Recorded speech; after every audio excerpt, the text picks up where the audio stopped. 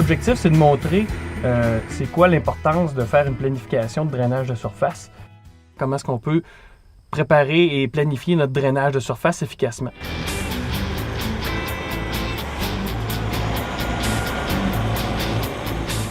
Avec la venue des systèmes GPS, bien là est venu le nivellement par GPS aussi, là. Avant de procéder à un drainage de surface, le producteur doit d'abord recueillir les données microtopographiques du champ concerné. Les prises de microtopographie, il y a différentes approches. J'ai des clients qui vont prendre leur microtopographie lorsqu'ils font leur semis au printemps. Ce qui est intéressant avec cette approche-là, c'est que ça permet d'avoir tout l'été aussi pour faire la planification du drainage. J'ai d'autres clients qui vont faire la microtopographie avec leur tout-terrain. J'en ai d'autres qui vont passer avec le tracteur. Plus les passages sont rapprochés, plus on a de précision au niveau du plan. Exactement. On va recommander normalement aux alentours de 25 pieds. C'est pas juste l'agrément du premier semis, c'est l'agrément de l'année, puis c'est l'agrément de l'année suivante. Puis en même temps, bien, quand ça va bien pour les semis, ça va bien pour toute la saison, mais les rendements viennent en considération aussi. Notre système, pour prendre la microtopographie, il va fonctionner avec une prise de données au niveau de distance et non au niveau de temps. Qu'est-ce que ça a comme impact? C'est qu'on peut prendre notre topographie, que ce soit à une vitesse de 10 km/h, de 20 ou de 30. On fait prendre un point à tous les 3 mètres. Donc, on est certain d'avoir une pression de points suffisante pour nous donner une bonne précision au champ. Par le passé, c'est déjà arrivé qu'on n'a même pas récolté parce qu'il n'y a pratiquement rien poussé durant l'année. Par les mauvaises conditions de météo, bien, on se ramasse à l'automne qu'on a surtout de la très mauvaise qualité. Après avoir recueilli les données concernant la microtopographie, le producteur peut passer à la seconde étape qui consiste à produire un plan de nivellement. Angela, le producteur a pris sa microtopographie. Oui. Donc, quelles sont les alternatives qui s'offrent à lui pour effectuer son plan de drainage, pour préparer son plan de drainage de surface? En fait, il y a 2 choix. Il peut soit produire lui-même son plan de drainage de surface ou faire appel à nos services. Quelle est la différence entre faire son plan soi-même et le faire faire par toi? C'est qu'on a plusieurs milliers d'hectares déjà réalisés, puis on a l'expertise pour optimiser le plan de drainage de surface. Notre façon de voir, c'est que s'il pleut, le surplus d'eau, il faudrait qu'en 24 heures soit évacué.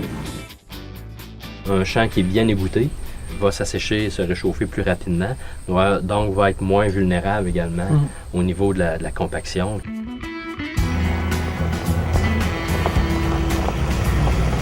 Une fois que notre travail est terminé, on envoie le fichier au client. Est-ce que c'est très complexe au client d'aller récupérer ou de digérer cette information-là?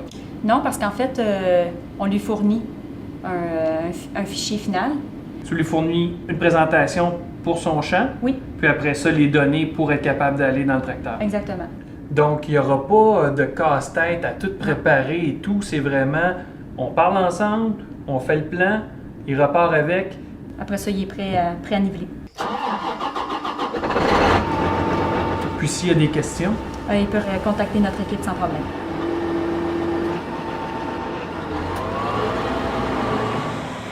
Une fois le plan de nivellement complété, le producteur peut se mettre à l'œuvre et procéder au nivellement.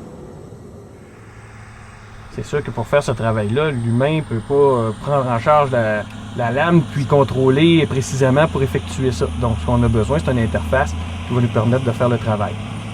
Donc, avec le logiciel AGPS Dirt, ce qu'on fait, c'est qu'on prend notre plan de drainage de surface qu'on a fait sur notre ordinateur, on prend notre clé USB, puis on transfère notre plan de nivellement. Donc, on lui dit de l'amener dans le logiciel AGPS.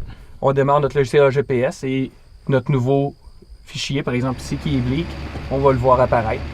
L'opérateur, tout ce qu'il y a, c'est vraiment son plan de nivellement. Il voit les informations. C'est la forme de son champ, donc il voit tout son champ, avec des codes couleurs. Lorsqu'on va arriver dans le jaune, l'orange, le rouge, c'est les endroits où on a besoin de couper. Et à l'inverse, dans le vert pâle, le turquoise et le bleu foncé, c'est là où on a besoin de remplir.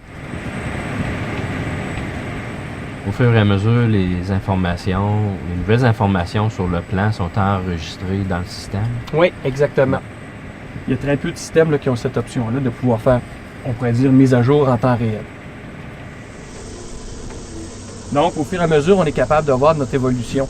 C'est très, très, très intéressant parce que ça nous permet de vraiment voir où est-ce qu'on a travaillé, où est-ce que le travail est terminé, puis où est-ce qu'on a besoin de retourner. Étant donné qu'on voit l'évolution du travail, on peut travailler en visibilité réduite, on peut travailler de soir. On sait que nos périodes de nivellement ou de travail de sol au Québec sont très, très, très limites. Donc, souvent, nos clients vont avoir 2 shifts, donc 2 opérateurs qui vont se succéder pour avoir la machine qui va rouler 24 heures sur 24. Donc, c'est là que ça devient très important d'avoir une interface qui est facile à lire, puis qu'après ça, qui va nous donner l'information qui évolue au fur et à mesure dans le temps, là. L'opérateur a au moins besoin d'être un artiste pour faire la job. Il a besoin d'être un bon opérateur. Le système, à ce moment-là, permet d'avoir un certain nombre de travaux, un certain nombre de champs ou de clients en mémoire et de passer d'un à l'autre. En l'espace de quelques secondes. Il n'y a pas de limite en termes de champs qu'on peut mettre à l'intérieur. Et changer de champ, on parle de 1 à 2 minutes. On avait des cartes de rendement d'années avant le nivellement. Là, présentement, on a 3 années de récolte après. La zone la plus forte a augmenté un petit peu en rendement, mais pas énormément. Mais qu'est-ce qui a été surprenant, c'est la zone la plus faible qui a plus que doublé en rendement. Ce qui est intéressant aussi, il voit toutes ces informations au niveau de sa qualité GPS. Donc, présentement, on reçoit 17 satellites. Donc, on voit que le GLONASS nous aide énormément à avoir beaucoup de satellites. On reçoit 10 informations secondes. Donc, la lame se corrige son niveau 10 fois à la seconde, ce qui fait que c'est très, très, très rapide et qu'on a un niveau qui est très stable. Ici, on a un John Deere, un 9630. Les tracteurs John Deere ont des sorties hydrauliques compatibles.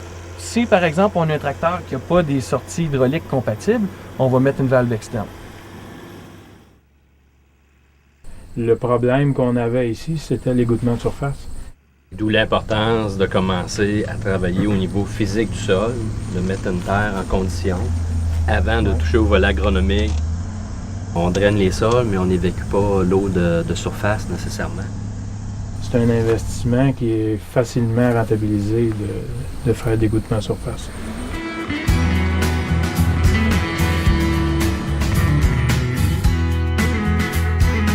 Ça a l'air super simple. Donc, ça l'est.